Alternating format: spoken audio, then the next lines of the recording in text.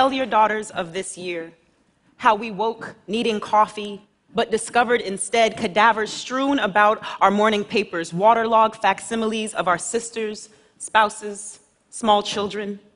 Say to your baby of this year when she asks, as she certainly should, tell her it was too late coming.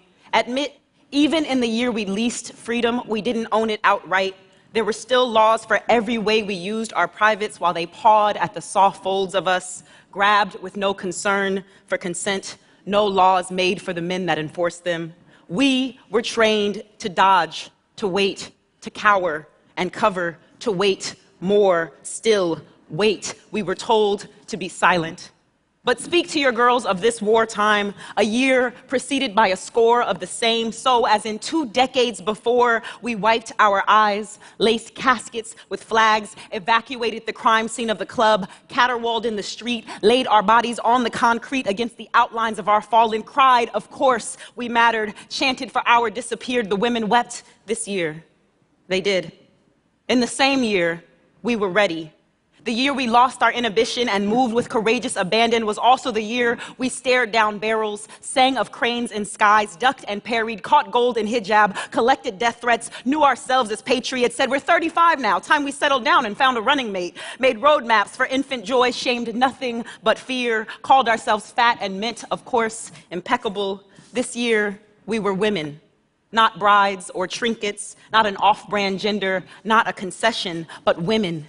Instruct your babies, remind them that the year has passed to be docile or small. Some of us said for the first time that we were women, took this oath of solidarity seriously. Some of us bore children and some of us did not, and none of us questioned whether that made us real or appropriate or true. When she asks you of this year, your daughter, whether you are offspring or heir to your triumph from her comforted side of history teetering towards woman, she will wonder and ask voraciously. Though she cannot fathom your sacrifice, she will hold your estimation of it holy. Curiously probing, where were you? Did you fight? Were you fearful or fearsome? What colored the walls of your regret? What did you do for women in the year it was time? This path you made for me, which bones had to break? Did you do enough? And are you okay, mama? And are you a hero? She will ask the difficult questions.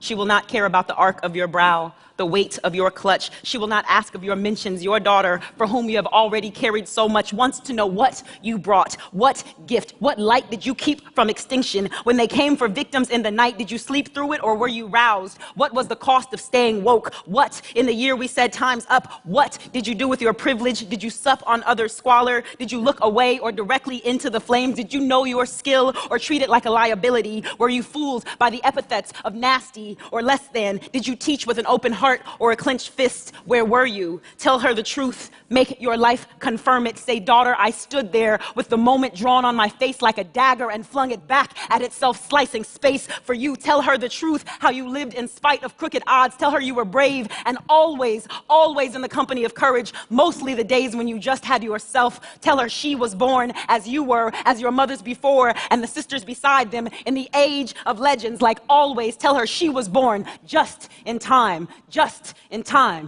to lead.